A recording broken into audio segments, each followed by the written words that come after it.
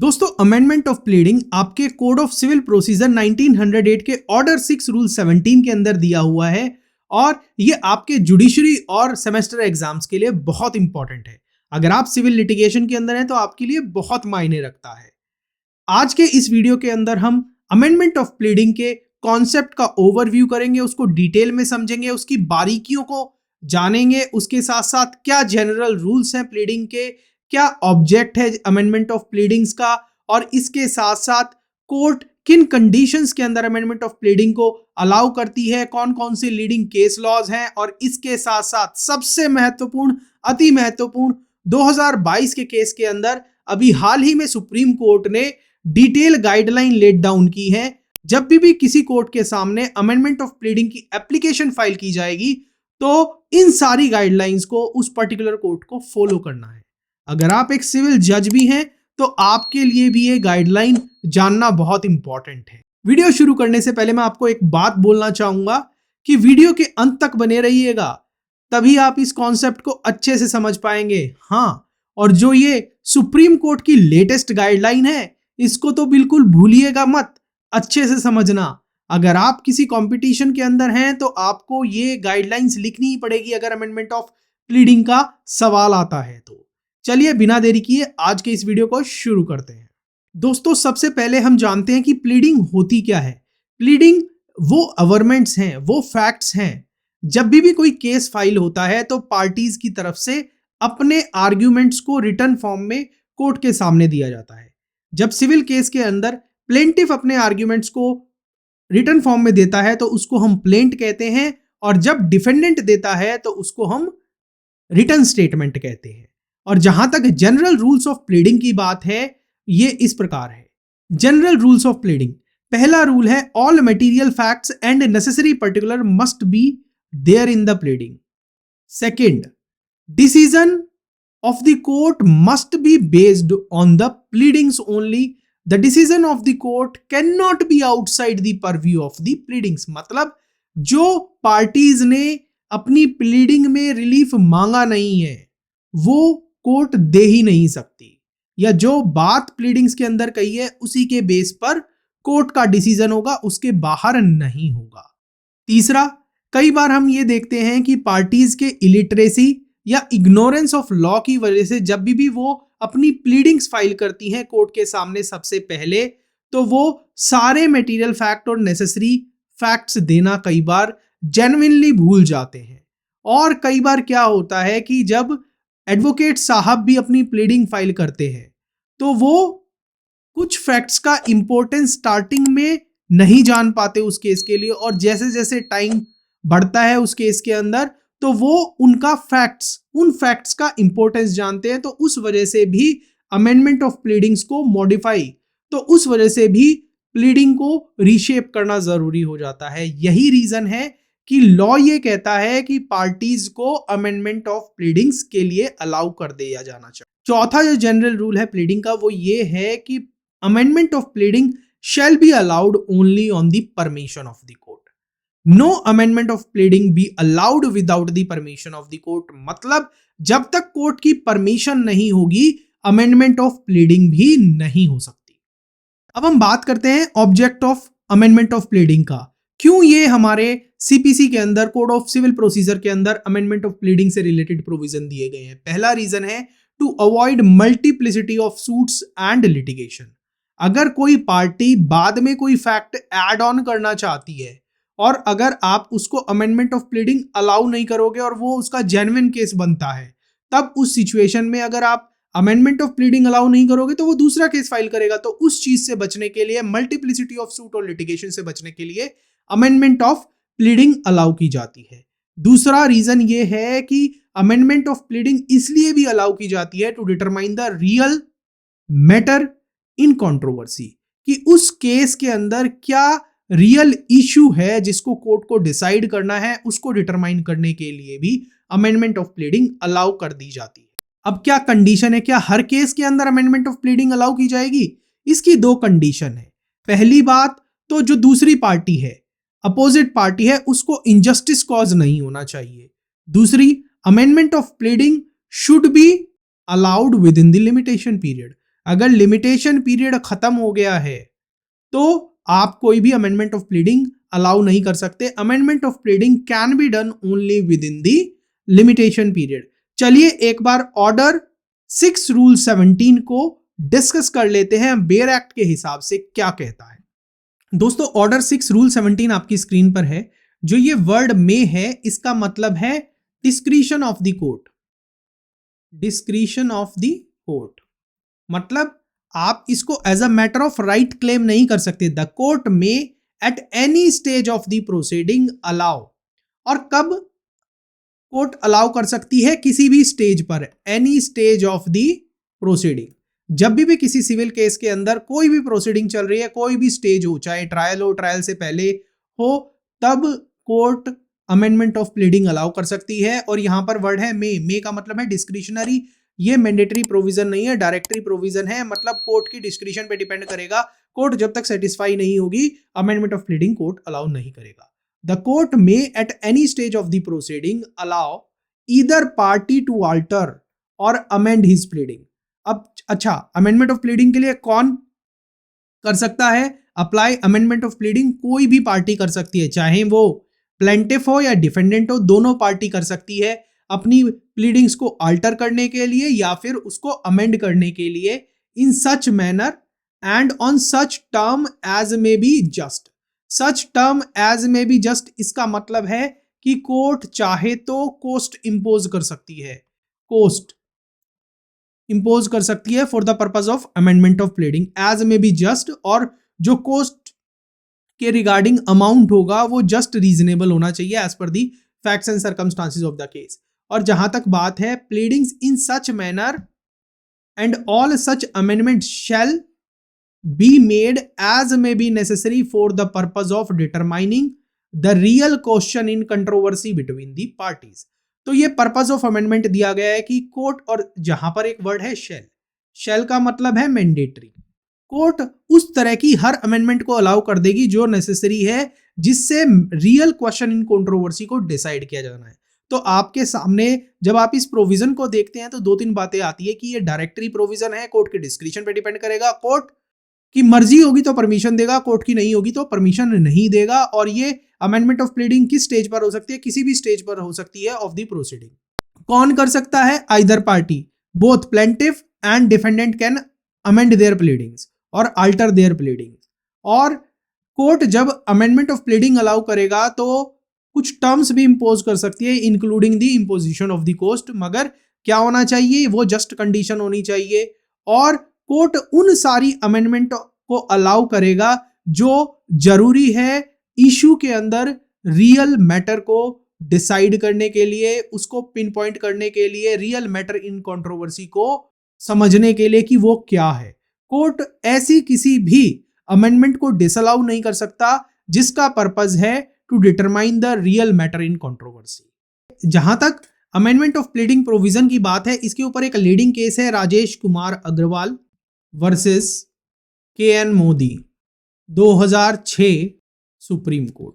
इस केस के अंदर कोर्ट ने कुछ महत्वपूर्ण बातें बोली थी। कोर्ट ने बोला था कि rule of amendment is necessarily A principle of justice, equity and good conscience, and amendment of pleading should be allowed in larger interest of doing complete justice। मतलब जो अमेंडमेंट ऑफ प्लीडिंग है वो base है कौन से principles पर? Justice, equity and good conscience के सिद्धांतों पर। और इसके साथ साथ केस के अंदर पूरा जस्टिस करने के लिए अमेंडमेंट ऑफ प्लीडिंग को अलाउ कर दिया जाना चाहिए। और इसके साथ साथ कोर्ट ने यह भी बोला, generally the court should allow the amendment of pleading unless and until it is proved that the party applying for the amendment is having the mala fide intention. Court ने यह बोला कि जनरली अमेंडमेंट ऑफ प्लीडिंग्स को allow कर देना चाहिए जब तक ये प्रूव ना हो कि जो पार्टी अमेंडमेंट ऑफ प्लीडिंग के लिए अप्लाई कर रही है उसकी मेलाफाइड इंटेंशन है, उसकी बुरी इंटेंशन है, उसके इल मोटिव है, तब उस कंडीशन के अंदर अमेंडमेंट ऑफ प्लीडिंग को अलाउ नहीं किया जाएगा। इस प्रोविजन का एक प्रोवाइजो भी है, प्रोवाइजो को भी एक बार देख लेते हैं। प्रोवाइजो क्या कहता है? Proviso reads as provided that no application for amendment shall be allowed after the trial has commenced. General rule क्या है कि किसी भी केस के अंदर जब ट्रायल शुरू हो जाएगा उसके बाद अमेंडमेंट ऑफ प्लीडिंग अलाउ नहीं की जाएगी अनलेस, मतलब एक कंडीशन आ गई है कि इवन ट्रायल के बाद भी अमेंडमेंट ऑफ प्लीडिंग अलाउ की जा सकती है। क्या कंडीशन है? Unless the court comes to the conclusion that in spite of due diligence the party could not have raised the matter before the commencement of trial. मतलब party ने अपने बुद्धि विवेक के साथ अच्छे से काम किया, फिर भी वो ट्रायल शुरू होने से पहले इस अमेंडमेंट को इंट्रोड्यूस नहीं करा पाई, तभी उसी कंडीशन के अंदर court even after the commencement of the trial भी अमेंडमेंट ऑफ प्लीडिंग को अलाउ कर सकती है। मगर जनरल रूल क्या है? ट्रायल शुरू होने से पहले कोई भी अमेंडमेंट ऑफ प्लीडिंग अलाउ नहीं की जाएगी। इसके ऊपर एक केस है जिस केस के अंदर सुप्रीम कोर्ट के सामने कॉन्स्टिट्यूशनल वैलिडिटी इस प्रोवाइजो की चैलेंज की गई थी और उस केस के अंदर कोर्ट ने कॉन्स्टिट्यूशनल वैलिडिटी को अपहेल्ड किया। केस का नाम है Salem advocate bar association versus union of India 2005 supreme court. इस केस के अंदर कॉन्स्टिट्यूशनल वैलिडिटी चैलेंज की गई थी अमेंडमेंट ऑफ प्लीडिंग के प्रोवाइजो की, इस प्रोवाइजो की, और इस केस के अंदर कोर्ट ने अमेंडमेंट ऑफ प्लीडिंग के प्रोविजन के अंदर जो प्रोवाइजो दिया है उसकी कॉन्स्टिट्यूशनल वैलिडिटी को अपहेल्ड किया था। एक बात और बताता हूं कि ऑर्डर 6 रूल 18 ये कहता है कि failure to amend after order, अगर किसी पार्टी को अमेंडमेंट ऑफ प्लीडिंग का ऑर्डर मिल जाता है तो उसके बाद भी अगर वो अमेंड नहीं करता तो क्या होगा? जनरल रूल ये है कि कोर्ट जब अमेंडमेंट ऑफ प्लीडिंग का ऑर्डर पास करती है किसी पार्टी के फेवर में तो वो एक टाइम लिमिट दे देती है, और अगर उस टाइम लिमिट के अंदर पार्टी ने अपनी प्लीडिंग्स को अमेंड नहीं किया या जहां पर कोई भी टाइम मेंशन नहीं है, तब उस सिचुएशन के अंदर 14 दिन के अंदर जब से ऑर्डर आया है अगर उसने अपनी अमेंडमेंट नहीं की प्लीडिंग्स के अंदर तो उसके बाद कोई भी अमेंडमेंट ऑफ प्लीडिंग्स नहीं करने दी जाएगी। ये बात ध्यान रखिएगा, जहां टाइम दिया हुआ है कोर्ट ऑर्डर में तो उस टाइम के अंदर ही आपको अमेंडमेंट ऑफ प्लीडिंग करनी है, और जहां पर कोई टाइम नहीं मेंशन है तब उस सिचुएशन के अंदर 14 दिन के अंदर अमेंडमेंट ऑफ प्लीडिंग करनी है। दोस्तों अब बात करते हैं 2022 में सुप्रीम कोर्ट ने एक महत्वपूर्ण निर्णय दिया है और उस केस के अंदर सुप्रीम कोर्ट ने डिटेल गाइडलाइन लेट डाउन की है। जब भी कोई भी केस अमेंडमेंट ऑफ प्लीडिंग के लिए एप्लीकेशन डाली जाएगी किसी भी केस में कोर्ट के सामने, तब हर कोर्ट को इन गाइडलाइंस को फॉलो करना है। वीडियो को अगर अभी तक लाइक नहीं किया है, आगे बढ़ने से पहले एक बार लाइक कर दीजिए और अपने दोस्तों के साथ शेयर कर दीजिए, क्योंकि कुछ सीखेगा इंडिया तभी कुछ बनेगा इंडिया। चैनल को सब्सक्राइब नहीं किया है तो सब्सक्राइब भी कर दीजिए और कमेंट सेक्शन के अंदर एक बार फीडबैक जरूर दीजिए सेशन के बारे में। चलिए बढ़ते हैं आगे। दोस्तों केस का नाम है Life Insurance Corporation Limited versus Sanjeev Builders Private Limited 2022 Supreme Court, और सुप्रीम कोर्ट की डिवीजन बेंच ने यह जजमेंट दिया है और जजेस थे Justice Aniruddha Bose and Justice JB Pardiwala. और अब हम डायरेक्टली गाइडलाइंस पर मूव ऑन करते हैं कि कोर्ट ने क्या गाइडलाइंस लेट डाउन की थी इस केस के अंदर एक एक करके। पहली जो गाइडलाइन है, कोर्ट ने यह बोला कि only necessary amendments will be allowed. Necessary amendment से मतलब यह है कि only those amendments which relate to the determination of real matter in controversy, उसी अमेंडमेंट को अलाउ किया जाएगा, उसके अलावा किसी अमेंडमेंट को अलाउ नहीं किया जाएगा। दूसरी गाइडलाइन थी रिगार्डिंग की कोर्ट कब कब अमेंडमेंट ऑफ प्लीडिंग अलाउ करेगी। इस पे पहला पॉइंट है, if the amendment of pleading is required for proper adjudication of controversy between the parties. दोनों पार्टी के बीच के मैटर को अच्छे से डिसाइड करने के लिए अगर अमेंडमेंट ऑफ प्लीडिंग जरूरी है तो कोर्ट अलाउ कर देगी।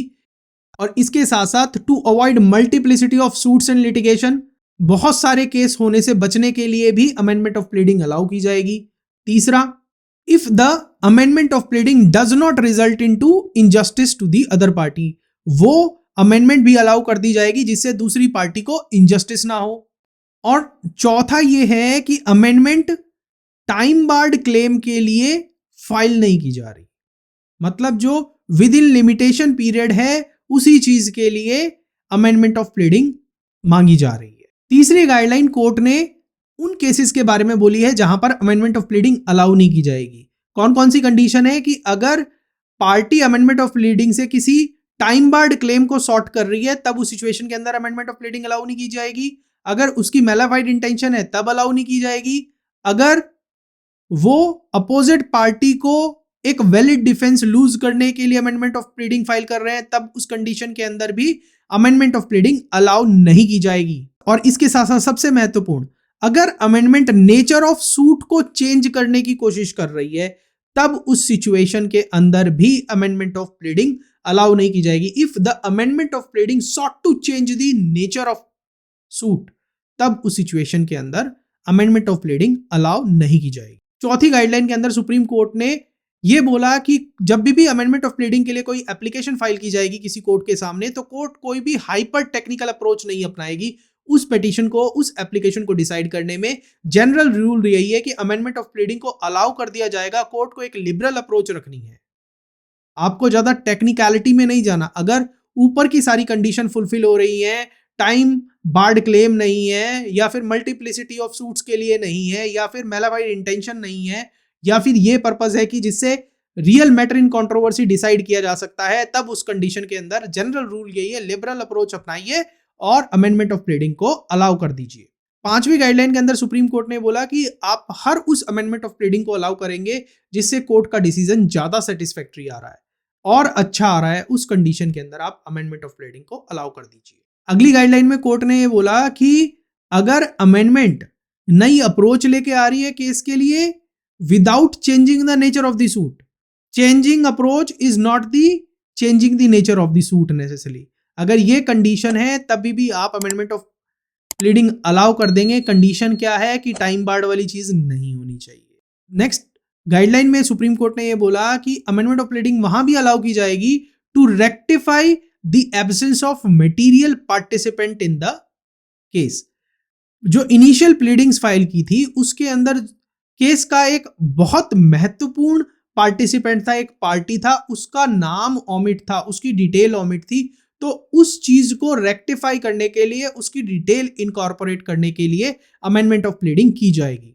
Delay in applying for amendment of pleading itself is not a ground for disallowing the prayer. जब भी कोर्ट के सामने कोई अमेंडमेंट ऑफ प्लीडिंग के लिए एप्लीकेशन फाइल की जाएगी और उसके अंदर डिले है, तो ये अपने आप में ग्राउंड नहीं होगा कि कोर्ट उस अमेंडमेंट ऑफ प्लीडिंग की एप्लीकेशन को डिसअलाउ करे। सिर्फ इस बिना पर, डिले के बेस पर कोर्ट डिसअलाउ नहीं कर सकती। नौवीं जो गाइडलाइन है वो बहुत इंपॉर्टेंट है। अगर amendment of pleading nature of suit change कर रही है या कॉज ऑफ एक्शन को चेंज कर रही है, तो ऐसी किसी भी अमेंडमेंट ऑफ प्लीडिंग को अलाउ नहीं किया जाएगा। If the amendment of pleading try to change the nature of the suit or cause of action, then no such amendment of pleading shall be allowed. अगर कोई ऐसी अमेंडमेंट ऑफ प्लीडिंग है जो trial से पहले अप्लाई की गई है, तब उस केस के अंदर कोर्ट ने ये बोला 10वीं गाइडलाइन के अंदर कोर्ट को लिबरल अप्रोच अपनानी चाहिए। लिबरल अप्रोच का मतलब कि अगर किसी ने अमेंडमेंट ऑफ प्लीडिंग के लिए अप्लाई किया है before the commencement of trial, तो आपको कोशिश करके प्लीडिंग को अलाउ कर देना चाहिए। तो दोस्तों, ये आपने आज की वीडियो के अंदर अमेंडमेंट ऑफ प्लीडिंग के कॉन्सेप्ट को जाना, उसकी बारीकियों को जाना, और उसके साथ साथ सबसे महत्वपूर्ण, कोर्ट ने जो अभी 2022 के केस के अंदर गाइडलाइंस दी हैं, हर कोर्ट को फॉलो करनी है जब भी अमेंडमेंट ऑफ प्लीडिंग होगी, उनको भी जाना, और ये आपके लिए बहुत इंपॉर्टेंट है। तो आप बताइए कि आपको आज का वीडियो कैसा लगा। कमेंट सेक्शन के अंदर अपनी फीडबैक जरूर दीजिएगा, क्योंकि फीडबैक हमें बताती है कि हमें कहाँ इंप्रूवमेंट करनी है। इसके साथ साथ वीडियो को लाइक कर दीजिए और अपने दोस्तों के साथ शेयर कर दीजिए। चैनल को अभी तक सब्सक्राइब नहीं किया है तो सब्सक्राइब करके बेल नोटिफिकेशन को ऑन कर दीजिए, ताकि चैनल पर आने वाली वीडियो की नोटिफिकेशन आपको फटाफट से मिल जाए। चलिए, मिलता हूं आपसे अगले वीडियो में। Thank you.